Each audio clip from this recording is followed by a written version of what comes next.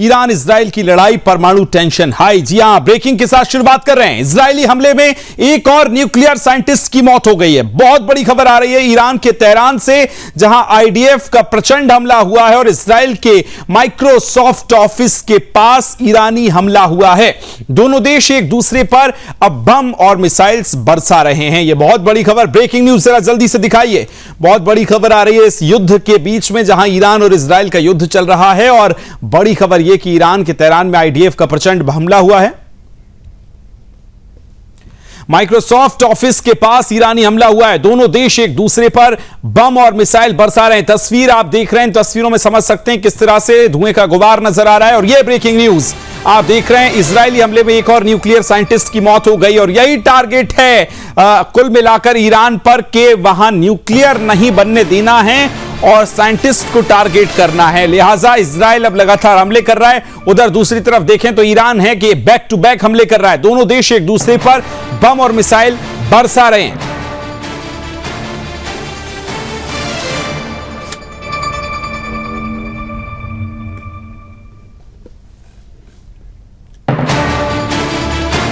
तो मध्य ईस्ट में इन दिनों जंग जल्द चल रही है और वहीं ईरान और इजराइल के बीच जारी इस घमासान में तीसरे विश्व युद्ध की भूमिका तैयार करनी शुरू कर दी है, क्योंकि ईरान बनाम इजराइल की इस प्रचंड लड़ाई में अमेरिका ही नहीं बल्कि रूस की भी एंट्री हो रही है। और यानी विश्व पर एक बार फिर से दो खेमों में बंटने और तीसरे विश्व युद्ध का काला साया मंडराने लगा है।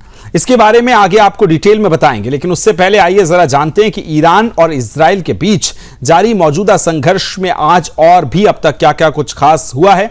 आपको बता दें कि मिडिल ईस्ट में जारी इस युद्ध का आज 8वां दिन है और आज ईरान ने इजराइल के वर्शिवा शहर पर सुबह बैलिस्टिक मिसाइल से हमला किया। टाइम्स ऑफ इजराइल की रिपोर्ट के अनुसार मिसाइल माइक्रोसॉफ्ट ऑफिस के नजदीक गिरी। इससे कई कारों में आग लग गई और आसपास के घरों को भी नुकसान पहुंचा है। इसमें 6 लोग घायल हो गए। ये लगातार दूसरा दिन है आज जब वर्शोवा शहर पर मिसाइल हमला हुआ है। इससे पहले गुरुवार को भी ईरान ने वर्शोवा के एक अस्पताल पर मिसाइलें दागी थी, जिसमें 50 से ज्यादा लोग घायल हो गए थे। वहीं कल ईरान ने इजरायली स्टॉक एक्सचेंज और अस्पताल को उड़ा दिया था। इजरायली सेना की माने तो ईरान ने इजराइल पर एक मिसाइल दागी है जिसमें क्लस्टर बम भी लगे हुए थे। यह पहली बार है जब युद्ध में क्लस्टर बम के इस्तेमाल के दावे किए गए। इजरायली मीडिया और रिपोर्ट्स के मुताबिक यह मिसाइल हवा में लगभग 4 मील ऊंची फटी है और इससे 20 छोटे बम निकले जो लगभग 5 मील के इलाके में गिरे हैं। इसमें से एक छोटा बम और अजोर नाम के शहर में एक घर पर गिरा, जिससे थोड़ा नुकसान हुआ लेकिन किसी की जान नहीं गई। अभी क्लस्टर बम क्या है और कितना खतरनाक होता है, ग्राफिक्स के माध्यम से आपको समझाते हैं। देखिए क्लस्टर बम क्या होता है, कितना खतरनाक होता है, ये ग्राफिक्स हम आपको दिखाएंगे। हजारों की आबादी को एक बार में मारने के लिए छोड़ा इसको जाता है। इसमें सैकड़ों बम होते हैं, इस वजह से हजारों लोग इसमें शिकार होते हैं। इसके सभी बम एक साथ नहीं छोड़े जाते बल्कि थोड़े अंतराल के बाद विस्फोट होते रहते हैं अलग अलग। और रनवे, रेलवे, पावर ट्रांसमिशन लाइनों को ध्वस्त करने के लिए इसका इस्तेमाल किया जाता है। ये बहुत सारे छोटे बम एक साथ बिखेरते हैं और कई बम फौरन नहीं फटते, कुछ देर के बाद, यानी अलग अलग धमाके एक ही निशाने, एक टारगेट पे किए जाते हैं। बचे हुए बम युद्ध जो है खत्म होने के बाद भी कभी कभी फट सकते हैं। दुनिया के 111 देशों ने 2008 में एक समझौते पर दस्तखत किए थे जो इन हथियारों पर रोक लगाता है। ईरान, इजराइल और अमेरिका इस समझौते का हिस्सा नहीं है। इजरायली सेना ने जनता को सतर्क करने के लिए बिना फटे बमों से जुड़े खतरों पर एक चेतावनी भी जारी की है। इजराइल का दावा है कि ईरान आम नागरिकों को नुकसान पहुंचाने के लिए ऐसे हथियारों का इस्तेमाल कर रहा है। अमेरिका ने भी ईरान को ऐसे हथियार ना इस्तेमाल करने की चेतावनी दी है। तो एक तरफ आप देख रहे हैं इनका प्रयोग किया जा रहा है। अब युद्ध में अगर बात इजराइल की करें तो उसने कल ईरान के एटमी रिएक्टर पर हमला किया था। आज वहीं इजरायली सेना यानी आईडीएफ ने कहा कि उसकी वायुसेना ने हाल ही में 3 बैलिस्टिक मिसाइल लॉन्चर्स को तबाह कर दिया है जो इजराइल पर हमला करने के लिए तैयार किए गए थे। इन हमलों में ईरान में एक लॉन्च साइट पर मौजूदा एक ईरानी सैन्य कमांडर को भी निशाना बनाया गया था। आईडीएफ ने इस ऑपरेशन का वीडियो फुटेज भी जारी किया जिसमें इन हमलों को अंजाम दिए जाते हुए दिखाया गया है। यह कदम ऐसे समय में उठाया गया जब इजराइल और ईरान के बीच तनाव काफी बढ़ा हुआ है। दोनों देशों की सेनाएं हाई अलर्ट पर हैं। वहीं दूसरी ओर युद्ध में कभी भी अमेरिका की एंट्री हो सकती है। न्यूयॉर्क टाइम्स की रिपोर्ट के अनुसार अमेरिका का यह मानना है कि ईरान अब परमाणु हथियार बनाने की पूरी क्षमता रखता है। व्हाइट हाउस की प्रेस सचिव कैरोलिन लेविट कहती हैं कि अगर ईरान के सर्वोच्च नेता अयातुल्लाह अली खामेनेई आदेश दें तो ईरान कुछ ही हफ्तों में परमाणु बम बना सकता है। लेविट ने कहा कि ईरान के पास परमाणु हथियार बनाने के लिए जरूरी हर चीज मौजूद है, अब बस उन्हें अपने नेता के हां कहने पर की देर है। उन्होंने यह भी कहा कि अगर ईरान ऐसा करता है तो इससे सिर्फ इजराइल नहीं बल्कि अमेरिका और पूरी दुनिया की सुरक्षा को खतरा होगा। तो आइए अब जरा ग्राफिक्स के माध्यम से समझते हैं ईरान के उस न्यूक्लियर प्रोग्राम के बारे में, जानते हैं जो इन दिनों अमेरिका और इजराइल के लिए खतरे का सबब बना हुआ है। ग्राफिक्स आप देख रहे हैं, सबसे महत्वपूर्ण है इस्फहान हयानी न्यूक्लियर टेक्नोलॉजी सेंटर, जो यूरेनियम हेक्साफ्लोराइड रिएक्टर फ्यूल और परमाणु हथियारों के लिए न्यू यूरेनियम मेटल बनाता है। अगर बात करें फोर्डो फ्यूल एनरिचमेंट प्लांट की तो वो 2200 सेंट्रीफ्यूज का इस्तेमाल कर यूरेनियम को 60% एनरिच करता है। बुशहर न्यूक्लियर पावर की अगर प्लांट की बात करें तो ईरान का एकमात्र चालू ऐसा न्यूक्लियर पावर प्लांट जो रूसी ईंधन से चलता है। नतांज एनरिचमेंट कॉम्प्लेक्स की अगर हम बात करें तो यह 14,000 सेंट्रीफ्यूज का इस्तेमाल करता है और पूरे नियम को 60% तक एनरिच करता है। फ्यूल प्रोडक्शन, यूरेनियम से फ्यूल बनाया जाता है जो रिसर्च संस्थान न्यूक्लियर रिसर्च होती है, जिसमें रिसर्च रिएक्टर इसका इस्तेमाल रिसर्च के लिए होता है। न्यूक्लियर पावर प्लांट यहां बिजली पैदा होती है और नतांश परमाणु केंद्र पर ईरानी न्यूक्लियर कार्यक्रम का हब भी बनाया जाता है। अब ईरान के इसी न्यूक्लियर प्रोग्राम के कारण इजराइल उसे मिटाने पर भी तुला हुआ है, जिसे अगर ईरान ने जल्द नहीं रोका तो अमेरिका भी जल्द हमला करने वाला है। लेकिन युद्ध में ईरान अकेला नहीं खड़ा है। डोनाल्ड ट्रंप एक और जहां खामेनेई को बार बार धमकियां दे रहे हैं तो वहीं दूसरी ओर अब ईरान के सपोर्ट में रूस खुलकर सामने आ गया है। रूस ने सीधे यह कह दिया है कि अमेरिका ईरान पर हमला ना करे वरना दुनिया तबाही से मिलीमीटर दूर अब खड़ी है।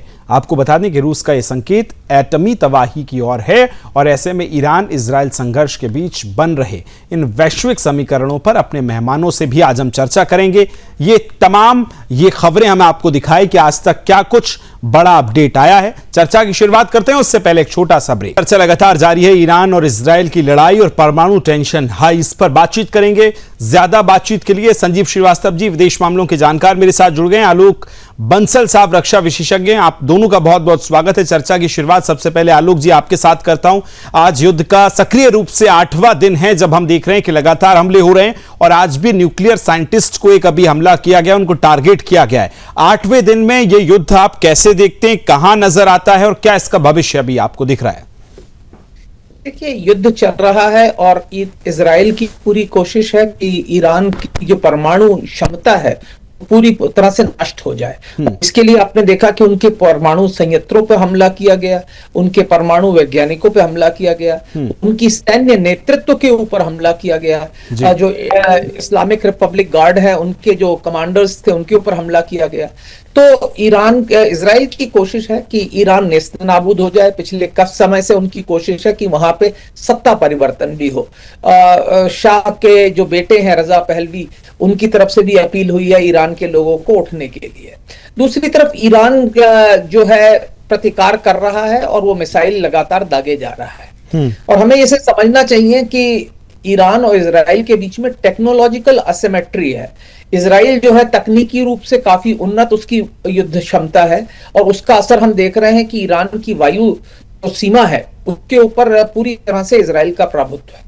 लेकिन जैसे जैसे युद्ध बढ़ता चला जाएगा इजराइल की युद्ध जारी करने की क्षमता क्षीण होती जाएगी, क्योंकि इजराइल बहुत छोटा राष्ट्र है। तो जितना भी नुकसान होगा उसका धीरे धीरे असर जो है इजराइल प्रतिशत के रूप में ज्यादा बढ़ता चला जाएगा अनुपात के दौर पर, बजाय ईरान के। ईरान एक बड़ा राष्ट्र है और उसको अभी तक जो नुकसान हुआ है वो काफी ज्यादा हुआ है। और ईरान, जैसा कि आपने देखा, ईरान और इजराइल में जो फर्क है तकनीकी रूप से, विशेषकर वायुसेना में, वो बहुत ज्यादा है। तो इसके कारण ईरान की वायुसेना खेल में ही नहीं है। तो ये स्थिति है और कोशिश हो रही है इजराइल के द्वारा कि जो ईरान का एक परमाणु संयंत्र जो करीब 80 मीटर से ज्यादा गहराई पे बना हुआ है, जहां पे सबसे ज्यादा एनरिचमेंट हो रहा है और सबसे ज्यादा उन्नत उनके जो सेंट्रीफ्यूज हैं जी, उसके ऊपर। ठीक है, लौट रहा हूं सर आपके पास। संजीव श्रीवास्तव जी, आपके पास आ रहा हूं। बहुत दिनों के बाद आप आज फिर से जुड़े हैं सर। सवाल ये कि 8वें दिन हम देख रहे हैं कि इजराइल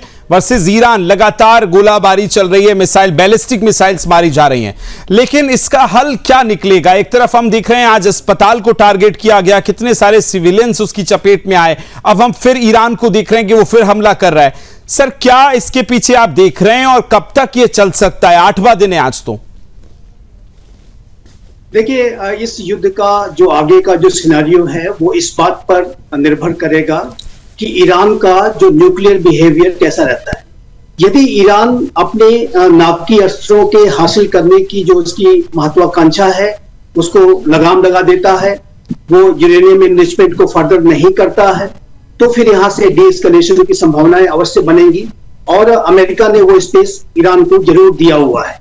लेकिन यदि ईरान ने एडामेंट रुख अपनाया और ईरान इस पूरे युद्ध की स्थिति के वजह से उसने और अधिक एग्रेशन दिखाते हुए अपने यूरेनियम एनरिचमेंट को आगे बढ़ाया, तो आप ये स्पष्ट जान लीजिए कि यूनाइटेड स्टेट्स ऑफ अमेरिका इसमें सीधा शामिल होगा और जो डीप अंडरग्राउंड न्यूक्लियर जो एसेट्स हैं ईरान के वो हिट होंगे। यूनाइटेड स्टेट्स ऑफ अमेरिका के जो मैसिव ऑर्डिनेंस पेनिट्रेटर, जो अर्थ पेनिट्रेटिंग बंकर बस्टर बॉम्ब्स हैं 30,000 पाउंड्स के, और B-2 स्ट्रेटेजिक बॉम्बर से जिसको गिराया जाता है, जाहिर है कि वो इस्तेमाल में होंगे। और अमेरिका ये देखना बड़ा दिलचस्प होगा। सन चर्चा लगातार जारी है। आलोक बंसल साहब, सवाल अब ये कि अमेरिका की जो अभी नजर आ रही है सक्रियता, कभी हम देख रहे हैं कि वो वहां से सैनिकों को हटाता है, कभी हम देख रहे हैं कि वो मीटिंग्स करता है, बैठक करता है, G7 से निकलकर रक्षा मंत्रालय की एक बड़ी बैठक होती है, कभी हम मुनीर के साथ लंच करता देख रहे हैं।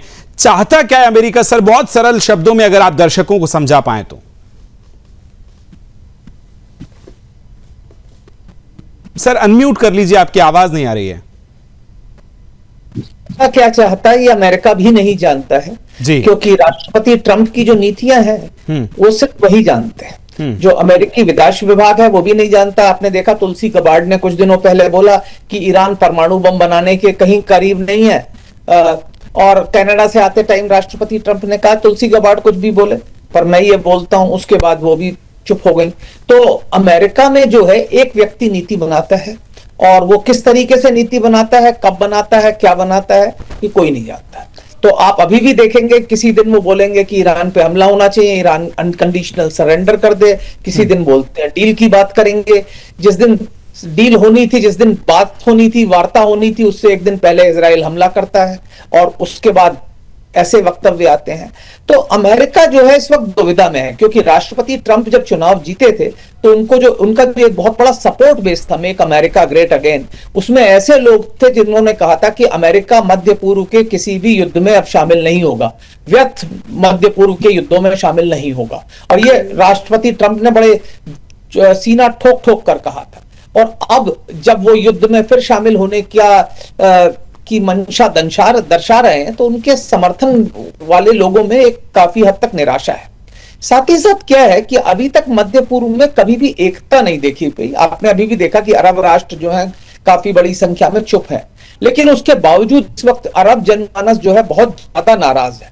इजराइल के जिस तरीके से हमले हो रहे हैं उसके बाद ऐसी स्थिति है कि वो राष्ट्र जो हमेशा पारंपरिक रूप से अमेरिका का समर्थन करते रहे हैं, वो भी अभी खुलकर कुछ बोलने की स्थिति में नहीं है। आपने देखा कि असीम मुनीर को राष्ट्रपति ट्रंप ने व्हाइट हाउस में लंच पर तो बुलाया, लेकिन असीम मुनीर ने अमेरिका जाकर भी यह वक्तव्य दिया कि पाकिस्तान ईरान के साथ खड़ा है। तो ये हमें समझ ठीक है सर, बहुत महत्वपूर्ण बात आप कह रहे हैं कि हमें समझना होगा कि मंशा क्या है, क्या दर्शाना चाहते हैं। संजीव जी, आपसे मैं समझना चाहूंगा, एक तरफ हम देख रहे हैं कि आज रशिया का भी एक बयान सामने आया, चाइना जो है वो लगातार कह रहा है कि इजराइल खाली करो, तो क्या ये अलग अलग देशों की जो इस पर टिप्पणियां आ रही हैं वो एक मैसेज देने की कोशिश तो है ही कम से कम? संजीव जी देखिए, विकास जी, एक बात बहुत स्पष्ट है कि यूनाइटेड स्टेट्स ऑफ अमेरिका और इजराइल इस बात का संकल्प लगातार व्यक्त करते हैं कि वो ईरान को न्यूक्लियर वेपन्स एक्वायर नहीं करने देंगे। और चाहे वो आज का ट्रंप एडमिनिस्ट्रेशन हो, चाहे वो पिछला बाइडेन एडमिनिस्ट्रेशन रहा हो, या पहले ट्रंप 1.0, या उसके पहले का ओबामा एडमिनिस्ट्रेशन, बुश एडमिनिस्ट्रेशन, सभी अमेरिका के सभी राष्ट्रपतियों ने across the party line bipartisan तरीके से इस बात को कहा है कि वो ईरान को न्यूक्लियर वेपन्स एक्वायर नहीं करने देंगे। और इस लक्ष्य को हासिल करने के लिए अमेरिका किसी भी एक्सटेंट तक जाएगा। यदि उसे इस बात का असेसमेंट होगा कि ईरान अपने यूरेनियम इनरिचमेंट के प्रोग्राम को आगे बढ़ा रहा है, तो मैं फिर से ये कहना चाहता हूं कि यूनाइटेड स्टेट्स ऑफ अमेरिका सीधी कार्रवाई करेगा। निश्चित तौर पर सर सही कह रहे हैं आप, क्योंकि जिस तरह से पिछले 24-48 घंटों में जो कदम नजर आए हैं ट्रंप के, वो यही दर्शाते हैं। फिलहाल आप दोनों का बहुत बहुत धन्यवाद मेरे साथ इस चर्चा में जुड़ने के लिए।